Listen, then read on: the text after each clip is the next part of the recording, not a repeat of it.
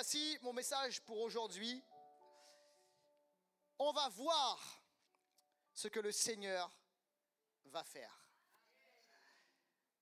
On va voir ce que le Seigneur va faire. On prie ensemble et on entre dans la parole, dans le message. Seigneur, je te remercie pour ta parole, qu'elle puisse nous toucher, nous bousculer, nous transformer et surtout nous apporter révélation et la parole de Dieu. Je prie pour cela.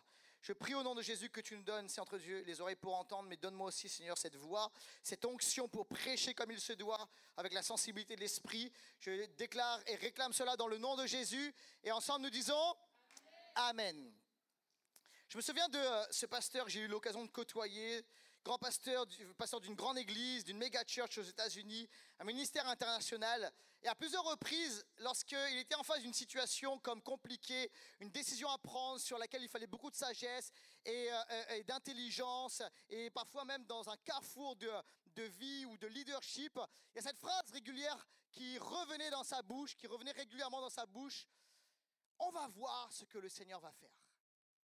On va voir ce que le Seigneur va faire. Et des fois, dans certaines situations, on a envie d'agir vite, de réagir vite, de prendre des décisions rapides. Mais il y a des circonstances et des situations dans lesquelles il faut dire, on va voir ce que le Seigneur va faire. Et les personnes ici, vous vivez en ce moment des pressions. Vous êtes en face de situations compliquées, en face de la confusion, de problèmes à résoudre, et tu es tenté d'aller vite sur une décision, de prendre une décision rapide, sans trop de consultation. Et le Seigneur te dit aujourd'hui, attends, relaxe, et il déclare sur toi cette parole, ose le dire, on va voir ce que le Seigneur va faire. On va attendre et on va voir. On lit un psaume ensemble, le psaume 27, versets 13 à 14. Et c'est David qui parle, et voici ce qu'il est écrit, psaume 27, versets 13 à 14. Que deviendrai-je si je n'ai pas l'assurance d'expérimenter la bonté de Dieu? Une autre version dit ceci, je verrai, d'accord, le mot expérimenter est traduit par je verrai la bonté de Dieu, d'accord? Donc regardez dans la Bible, le fait de voir et expérimenter dans l'hébreu, c'est lié, d'accord? Lorsqu'on voit, on expérimente. Quelqu'un dit amen à cela. Que deviendrais-je si je n'avais pas l'assurance d'expérimenter la bonté de Dieu au pays des vivants? Attends-toi, dites avec moi, attends-toi. Attends-toi donc à l'Éternel, sois fort, affermis ton courage, oui, attends-toi à l'Éternel.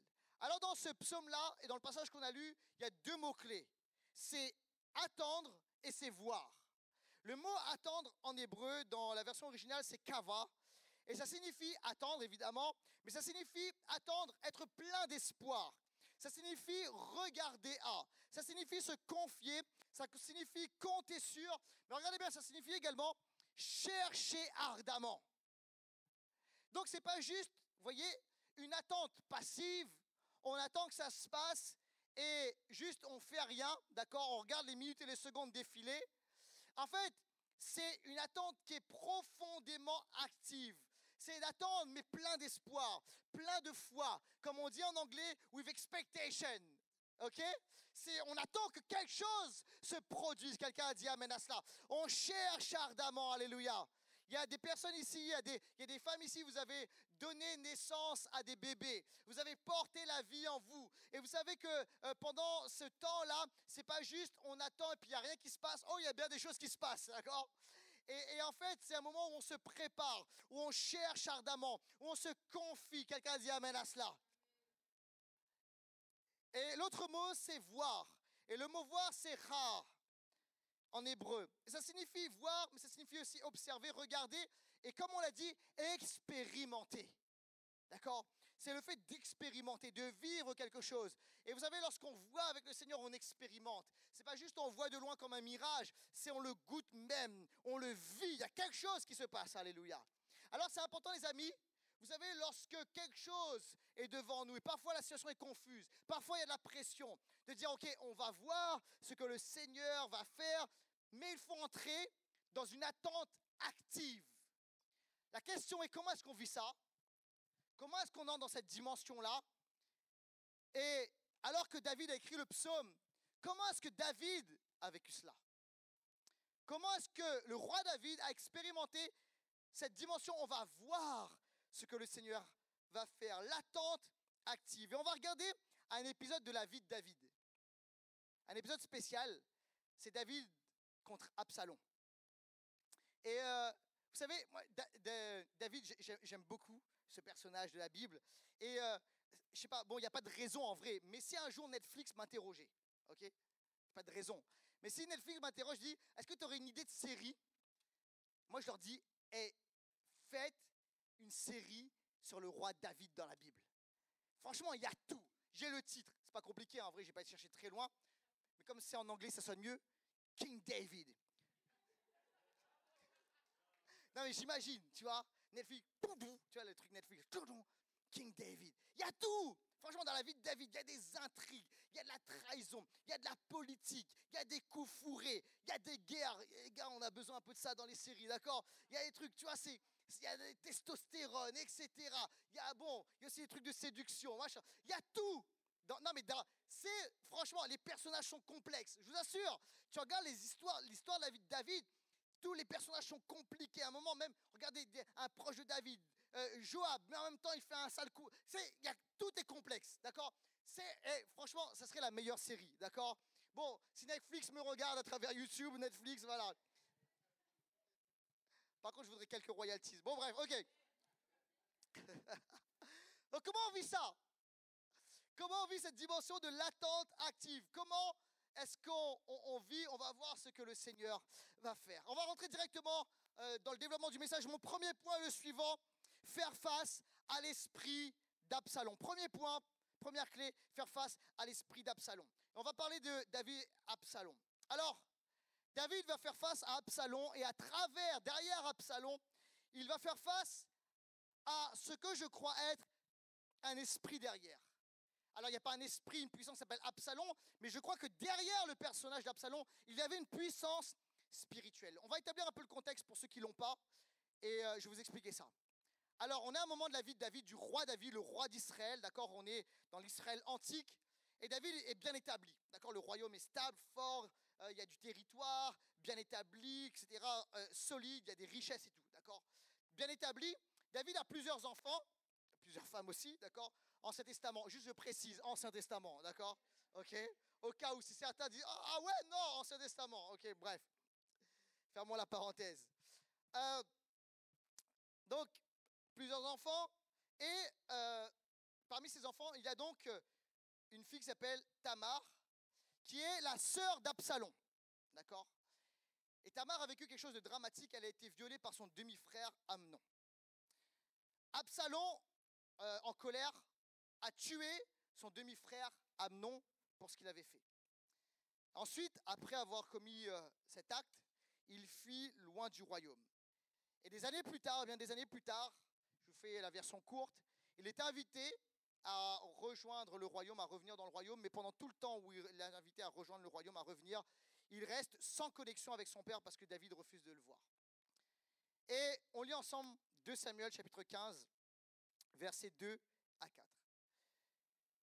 Il se levait de bon matin, il est question d'Absalom, et se tenait au bord du chemin qui conduit à la porte de la ville. Chaque fois qu'un homme avait une contestation et se rendait vers le roi pour un procès, Absalom l'appelait et demandait: de quelle ville viens-tu? Lorsqu'il avait répondu, je suis de telle tribu d'Israël, Absalom lui disait: regarde, ta cause est bonne et juste, mais personne ne t'écoutera chez le roi. Absalom ajoutait: qui m'établira juge dans le pays? Tout homme qui aurait une contestation et un procès viendrait me trouver et je lui rendrai justice. Alors, Absalom est profondément en colère contre son père. Il n'a pas digéré, il n'a pas pardonné ce qui s'est passé, la relation est brisée. Et alors qu'il en veut à David, parce que David, et c'est vrai, n'a pas agi, il a été assez passif dans l'histoire de Tamar et Amnon, il y a une colère en lui. Et alors, Absalom va rentrer dans une folie de manipulation et de pouvoir. Son but est à ce moment-là de renverser son père David et de prendre le trône à sa place. Et lorsqu'on regarde, il y a tellement de manipulations, tellement comment dirais-je, de secrets diaboliques dans le dos que tu te rends compte que ce n'est pas juste humain, qu'il y a une réalité spirituelle. Et même dans l'histoire, on est entre adultes, à un moment lorsque David part du territoire, part du trône, part de Jérusalem, Absalom va faire quelque chose alors qu'il reste des concubines de David. Il va faire une orgie, il va coucher avec ses concubines devant tout Israël. Alors que ce gars est censé, comment dirais-je, être porteur de la loi de Dieu, du cœur de Dieu, il va se donner à des pratiques païennes horribles devant tout le peuple. Et on voit que Absalom n'est pas juste Absalom, il est poussé derrière par une puissance spirituelle mauvaise. Et regardez ce qui est écrit. Il est dit que, alors qu'il entre dans la manipulation et dans la dimension de prendre le pouvoir, la Bible nous dit que de bon matin, très tôt, il se place sur le chemin qui conduit à la porte de la ville. Et la porte de la ville est un lieu stratégique. Dans les villes antiques, les villes étaient donc entourées par de grandes murailles. Vous savez, lorsqu'on parle des murailles de Jéricho, ce n'était pas juste un petit muret, d'accord ? C'est de très grandes murailles qui protégeaient contre les ennemis potentiels, les envahisseurs potentiels, et aussi les bêtes féroces, parce qu'il y avait des bêtes féroces tout autour, d'accord ? Et ça venait protéger les habitants de la ville. Et incrusté à l'intérieur de ces grandes murailles, il y avait des portes en bois très très épaisses et très lourdes et qui venaient protéger. Et ces portes-là étaient placées donc à l'intérieur des murs pour empêcher comment dirais-je, les envahisseurs et des attaques. Donc c'est un lieu stratégique. Il fallait bien surveiller la porte. Les portes étaient tenues par des gardes et ils avaient un rôle hyper important. Mais regardez ce que fait, parce que la porte symbolise quelque chose. La porte symbolise notre cœur, ce qu'on va laisser rentrer ou sortir. L'accès qu'on va donner, ça peut être effectivement notre cœur, mais ça peut être une église, ça peut être une famille, ça peut être un État, une ville, une société. Et vous savez, c'est important, sans être dans une dimension de rejet, mais d'avoir des bordures. D'avoir, comment dirais-je, une possibilité d'entrer, mais une possibilité également de fermer. Et on ne peut pas laisser accès à tout. Quelqu'un a dit amen à cela. Et l'église de Jésus-Christ doit être une église où on prêche l'amour de Dieu 100%, alléluia, et l'amour et la vérité de Dieu. Quelqu'un a dit amen à cela. Et on prêche l'amour, mais on ferme la porte à tout ce qui est mensonge et ruse et fausse doctrine de l'ennemi. Quelqu'un a dit amen à cela. Et une société doit être une société également où on ne dit pas oui à toutes sortes d'idéologies. Quelqu'un a dit amen à cela. Alors qu'on est dans un jour aujourd'hui électoral, on ne dit pas oui à toutes sortes d'idéologies. Et il doit y avoir, oui, des portes ouvertes, mais il doit y avoir aussi des portes à un moment qui se ferment et qui disent non à cela. Mais regardez, Absalom est ici. Et même dans nos maisons, ayons des portes ouvertes et des portes fermées. Lorsqu'il rentre dans nos maisons, nous, en tant que parents, on doit avoir un cœur rempli d'amour, mais on doit veiller à ce que toutes sortes de choses n'entrent pas. Toutes sortes de paroles, toutes sortes d'esprits dans le cœur et dans la maison pour protéger nos enfants. Toutes sortes d'influences.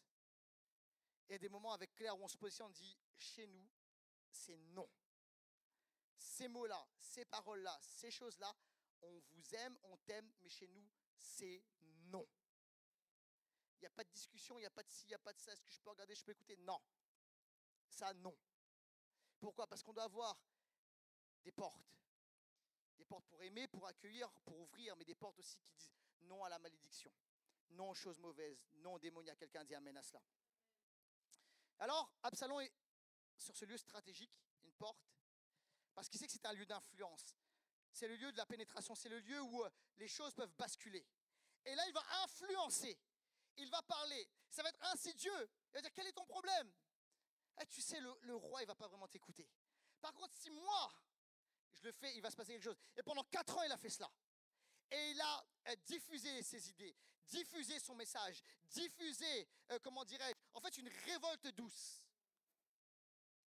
Mais au bout d'un temps, le peuple était avec lui. Et ça, voyez-vous, c'est l'esprit d'Absalom.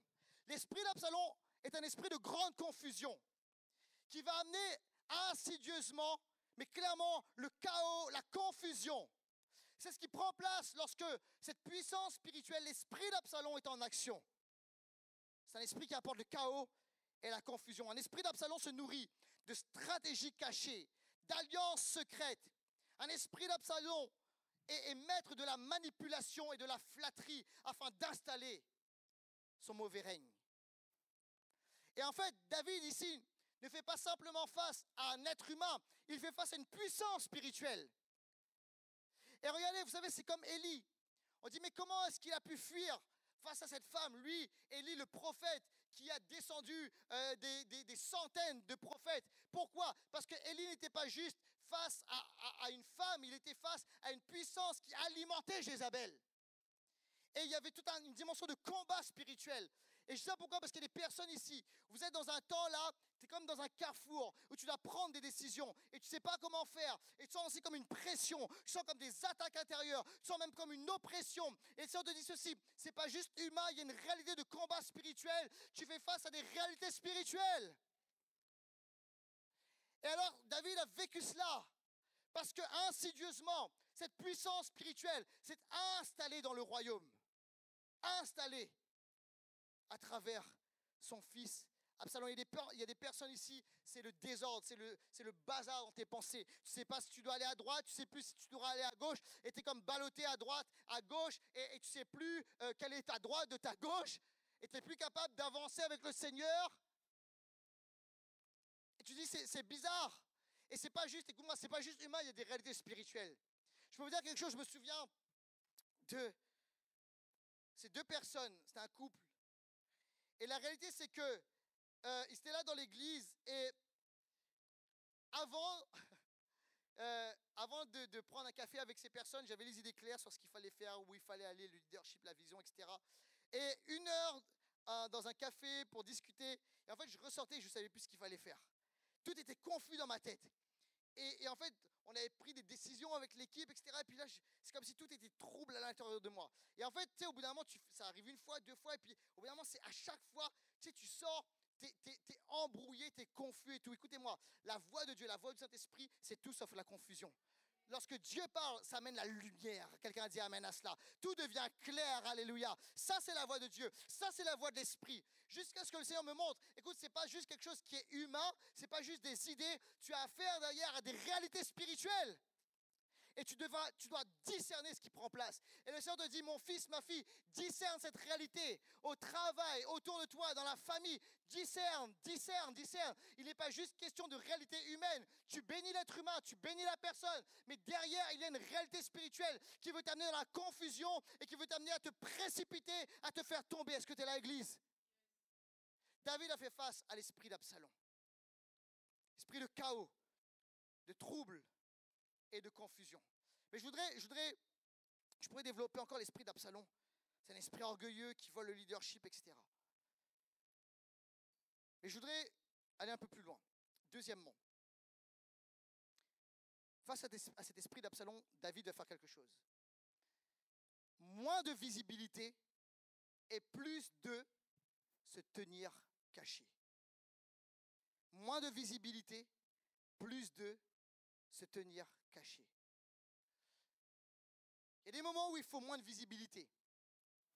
Il y a des moments où il faut moins de réseaux sociaux. Il y a des moments où il faut être moins exposé. Et il faut accepter de se tenir un peu plus en retrait, un peu plus caché. Et je crois que ce qui a marqué le ministère, la longévité, l'impact, la bénédiction du ministère de David en tant que roi, c'était que de manière régulière et surtout dans des moments critiques, dans des moments de combat, c'était la stratégie de David. Moins de visibilité et plus du fait de se tenir caché. On lit ensemble 2 Samuel chapitre 15 verset 16. Le roi sortit, et il sort de quoi? Il sort de Jérusalem. Il sort de la ville royale. Il sort du trône. Il sort de là, suivi de toute sa famille, et il ne laissa que 10 concubines pour garder le palais. Ça dit 10 concubines, oui. Bon, bref, ok. Passons vite là-dessus, ok. C'est pas mon message. Donc David sort, quitte le palais, quitte le trône.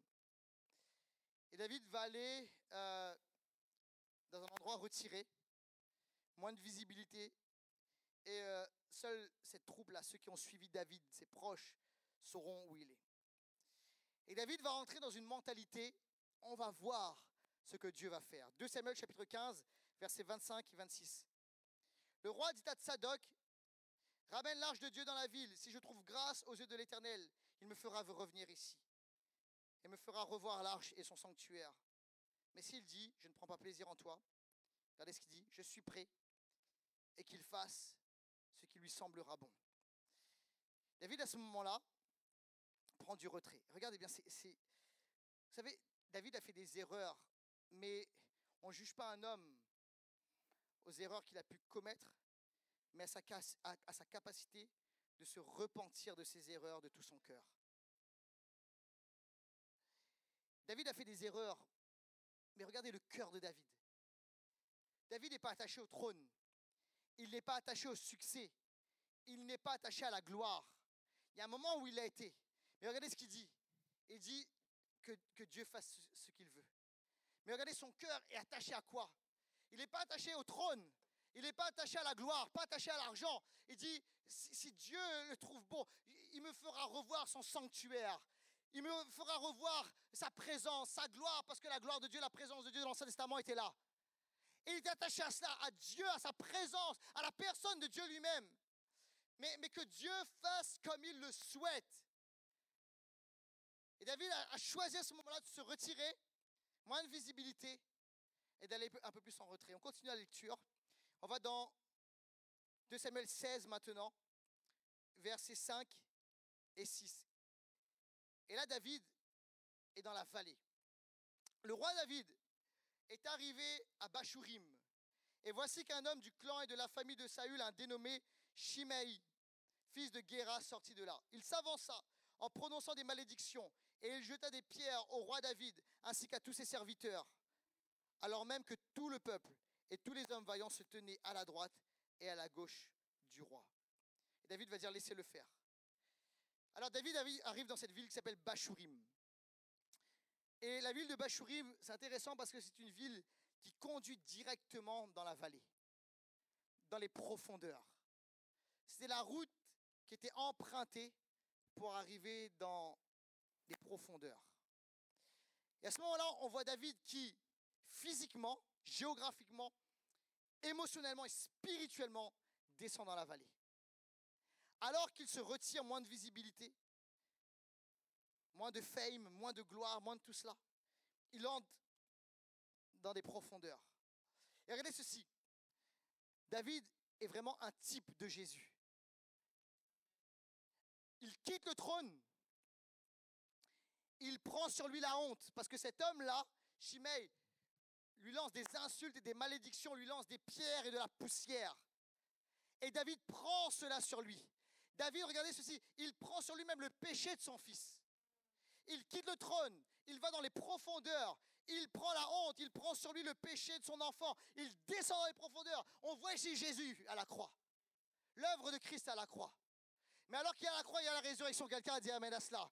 Oh, il y a des gens ici, écoute-moi bien, tu es en train de passer, tu passes par des temps où tu es dans les profondeurs, tu es dans la vallée, tu es dans Bachurim. Et en fait, tu dis, je ne sais pas, quand est-ce que le Seigneur va me faire sortir de là? J'ai une bonne nouvelle pour toi. Il y a la croix, mais il y a la résurrection. Quelqu'un a dit amen à cela. Et le Seigneur va te relever, il va te bénir, il va te fortifier. Alléluia, le Seigneur est pour toi. Mais alors que David se retire, ça va être un moment profitable. Et Dieu va se révéler. Il y a des moments où il faut le faire. Vous savez pourquoi? Dans ces moments-là, c'est le moment de se focaliser davantage sur Jésus et non sur l'objet de notre attente. Dans les moments où on se retire de la gloire, on se retire de la visibilité, nos cœurs vont être davantage centrés sur la personne de Jésus, focalisés sur Jésus, concentrés sur Jésus et moins sur la gloire. C'est aussi un moment où qu'est-ce qu'on fait? On prépare l'avenir. On prêt par la suite. David était prêt, écoutez bien ceci, à un changement de situation. Et il dit, on va voir ce que le Seigneur va faire. Le Seigneur va peut-être changer les choses. Il était prêt à entrer dans une nouvelle saison. Il était prêt à entrer dans une nouvelle août. Quelqu'un dit amen à cela. Il était prêt à entrer dans le vin nouveau de Dieu. Alléluia. Et il s'est préparé à cela. Écoute, tu ne peux pas rentrer dans le nouveau de Dieu si tu ne t'es pas arrêté un moment. Quelqu'un dit amen à cela. Et alors que moins de visibilité, plus d'intimité, plus du fait de se tenir caché, ça va être la possibilité pour lui d'être repropulsé. Vous savez, il y a des gens qui ont déjà fait du tir à l'arc ici. Je ne suis pas un expert du tout du tir à l'arc. Mais ce que j'ai pu voir en documentaire sur YouTube,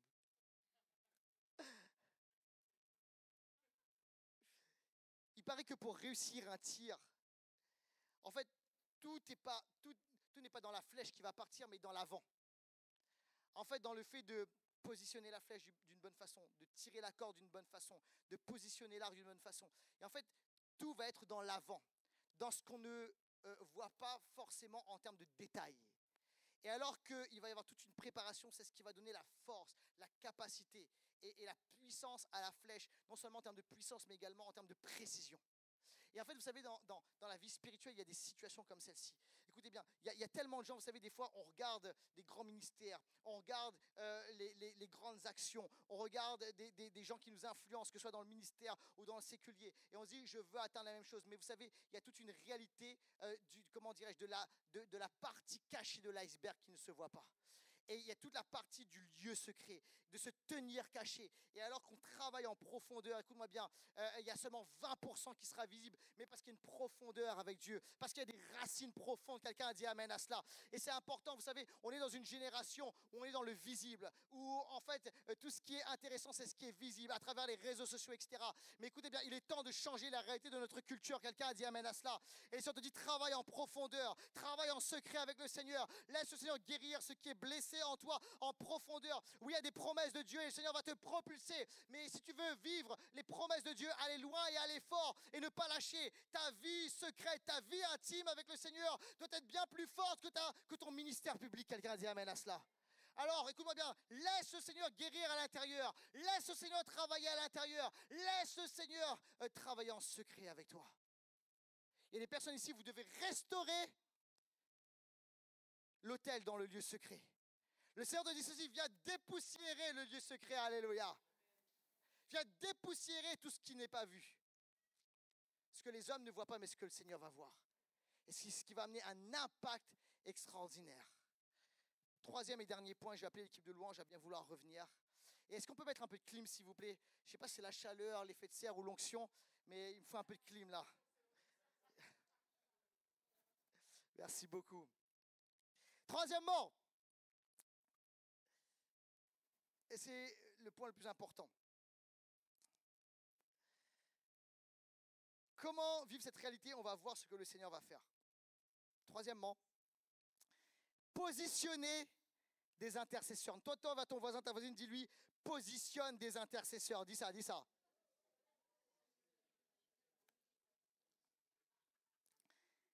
Il y a certains, vous l'avez dit, vous dites, c'est quoi des intercesseurs? Laissez-moi vous l'expliquer. Ok. Intercesseur, ça signifie placer entre. Ok. Et David veut faire quelque chose. Alors, la réalité, c'est que David est quand même secoué par ce combat. Son propre fils qui se révolte contre lui et littéralement qui veut sa peau. Il n'y a pas d'autre mot. Mais regardez ce que va faire David. David va utiliser, d'une bonne façon, d'accord? Vous savez, ces gars qui étaient des brisés de la vie. Vous savez, les 400 paumés.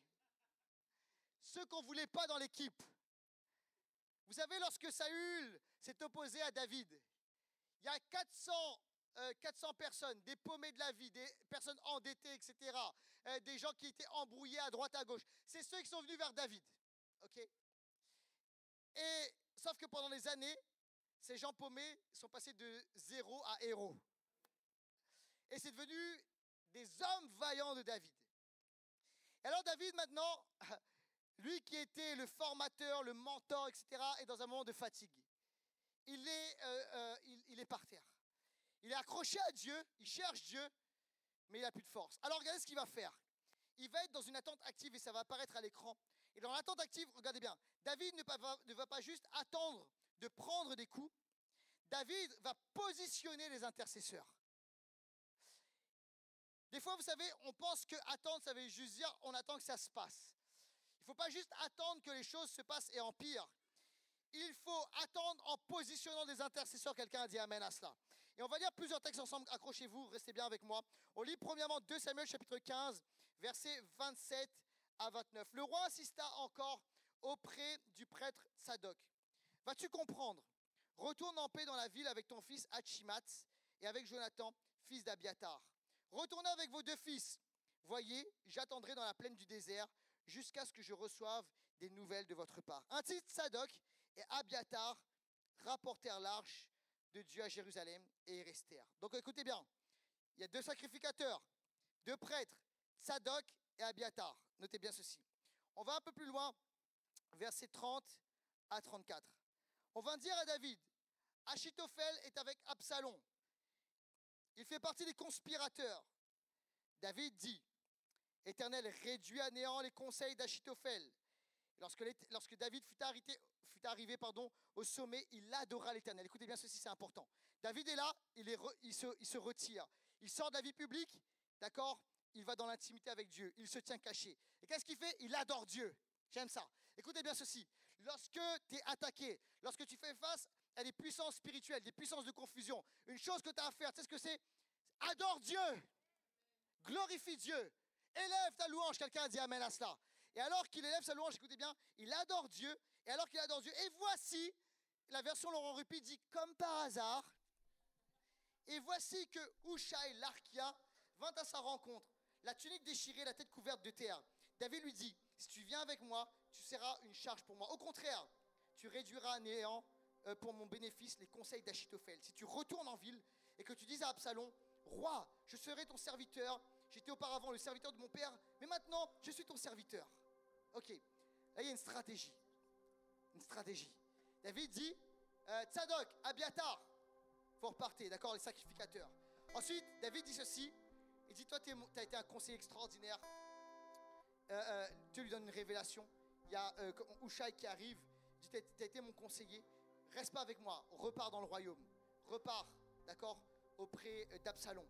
Et en fait, tu vas détruire les conseils mauvais d'Achitophel et tu vas inverser la situation. Amen. Ok. 2 Samuel 15, 35 à 37. On va un peu plus loin. Les prêtres Tsadok et Abiatar ne seront-ils pas avec toi? Tout ce que tu apprendras au palais, tu le diras aux prêtres Tsadok et Abiatar. Comme ils ont avec eux leur fils Achimatz, le fils de Tsadok, et Jonathan, le fils d'Abiatar, c'est par eux que vous me ferez savoir tout ce que vous aurez appris. Hushai, l'ami de David, retourna donc dans la ville de Jérusalem alors qu'Absalom y entrait. Alors, 2 sacrificateurs. Tsadok. Tsadok, son nom, ça signifie juste, droit. La justice, la droiture. Et ça vient de Tsadak, ça signifie être juste, être droit, mais aussi défendre une cause juste. Être dans son droit. Ok? C'est bien ça, c'est pour Tsadok. Abiatar, c'est un autre prêtre. Ça signifie père de l'abondance. Père de l'abondance. Il y a des gens, je vous vois en doudoune, vous pouvez couper là. Je ne veux pas que vous attrapez fort. Soyez guéris à l'église, d'accord? Ça dit, ok, le pasteur était tellement de fire, qu'est-ce qui s'est passé? On a attrapé froid à l'église parce qu'il a mis la clim à fond, d'accord? Je vois des gens en écharpe, en doudoune, etc. Ok. Je vais rester avec le feu de l'esprit, ok. Soyez pas malades, ce serait dommage, ok. Au nom de Jésus, soyez guéris, amen. Ok, Abiatar, père de l'abondance. Regardez ce qu'il va faire David. Il va placer des sacrificateurs. Les sacrificateurs effectuent le sacrifice. Amen. Et là, on voit quelque chose qui est important. Ça nous parle de l'œuvre de Jésus à la croix. L'œuvre de Jésus à la croix amène 2 choses, et plusieurs choses, mais notamment ces 2 choses. Ça amène la justice, alléluia, et ça amène l'abondance. Les 2, d'accord? L'œuvre de Jésus non seulement enlève ton péché, te rend juste, mais il ne s'arrête pas là. L'œuvre de Jésus t'amène dans l'abondance. Quelqu'un a dit amen à cela. Alléluia. Et alors il va placer des sacrificateurs entre lui-même et Absalom. ok? Et ils vont accomplir des sacrifices et ils vont, comment dirais-je, anéantir les plans d'Absalom. Quelqu'un a dit amen à cela. Et vous savez quoi? Lorsqu'on est attaqué, lorsqu'on est dans la confusion, lorsqu'on est attaqué par l'esprit d'Absalom, lorsqu'on est à un carrefour, lorsqu'on ne sait pas, on va voir ce que le Seigneur va faire. Et des fois, on ne sait plus comment faire, on ne sait plus comment agir. Écoute, c'est ce que tu dois faire. Tu dois prendre des intercesseurs qui vont intercéder avec l'œuvre de Jésus à la croix. Quelqu'un a dit amen à cela. Et c'est des intercesseurs, c'est des gens qui vont prier, c'est des gens qui vont appeler l'œuvre de Dieu, l'œuvre de la croix, et qui vont dire pour telle situation, Seigneur, pour telle personne, nous appelons l'œuvre de Christ à la croix, nous appelons le sang de Jésus, alléluia, nous appelons le corps de Jésus, alléluia, nous appelons la justice. Seigneur, tu rends justice à mon frère et à ma soeur. Quelqu'un a dit amen à cela. Et Seigneur, je déclare l'abondance. Et même dans les moments où on ne sait pas où aller, Seigneur, que l'abondance coule, alléluia. Que l'abondance, la mesure secouée, tassée, débordante de Dieu vienne sur cette personne. Comment tu ne sais pas comment faire? Place des intercesseurs.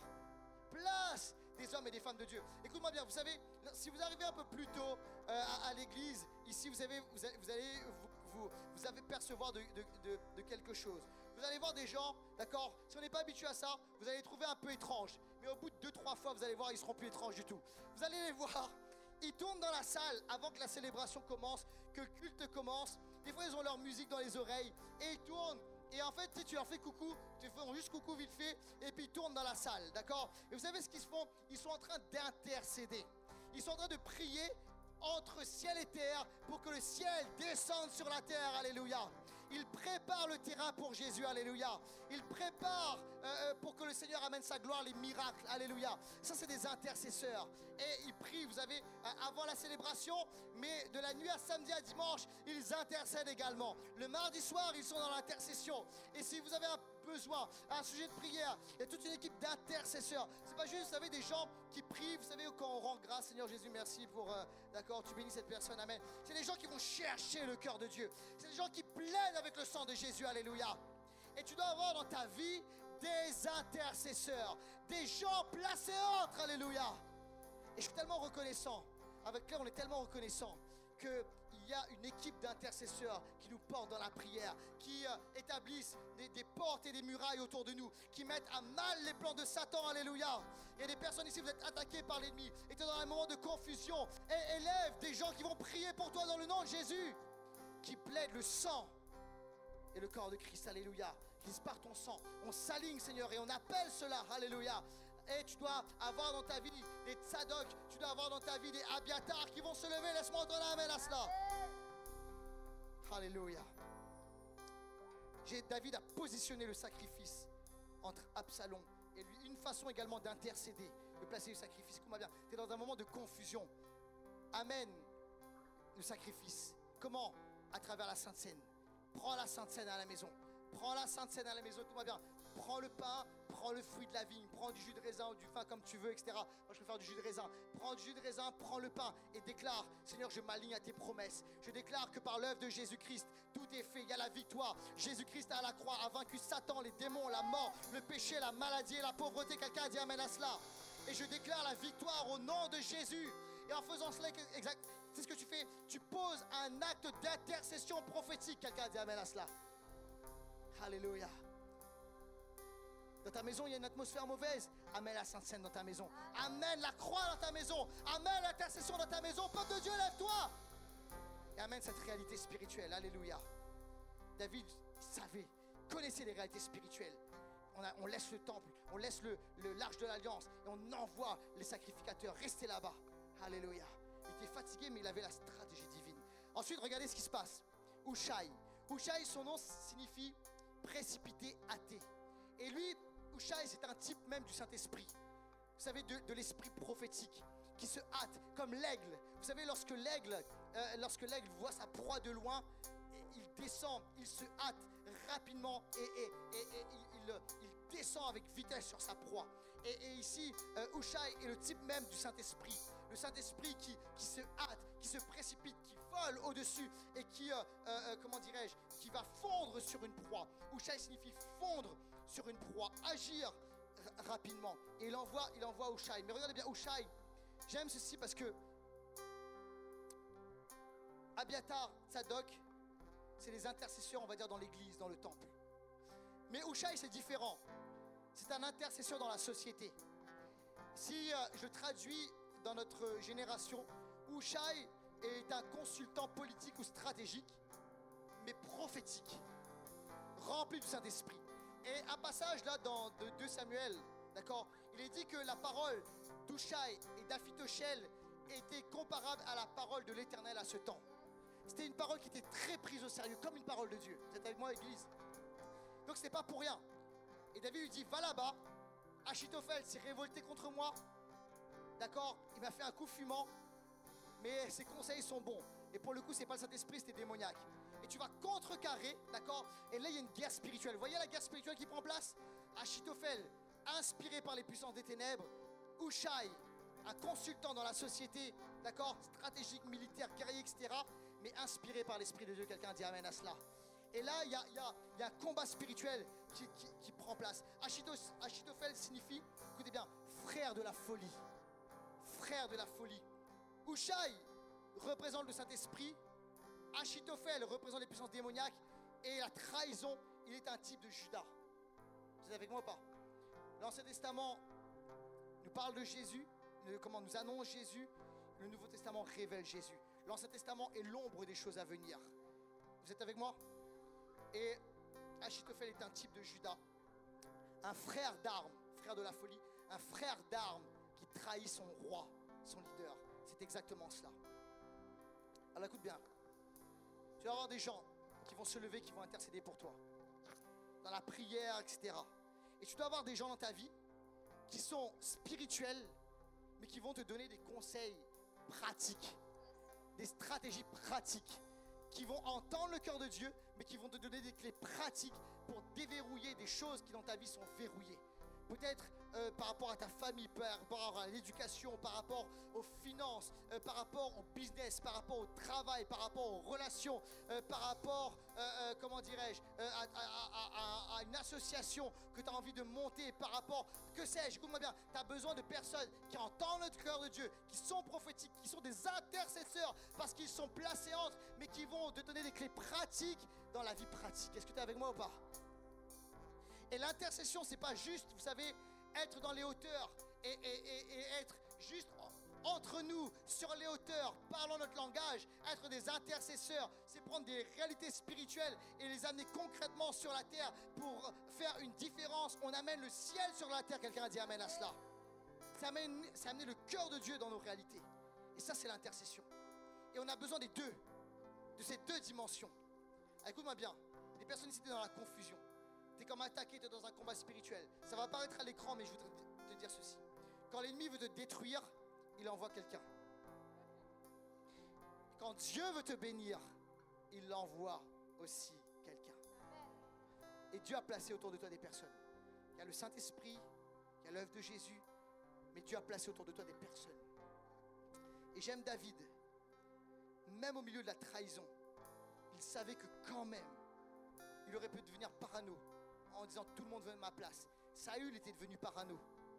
Saül pensait à sa position, à sa place. En fait, David ne pouvait pas l'être. Vous savez pourquoi? Parce que le trône n'était pas prioritaire pour lui. Ce qui était prioritaire pour lui était de glorifier Dieu. C'était le cœur de Dieu. Alléluia.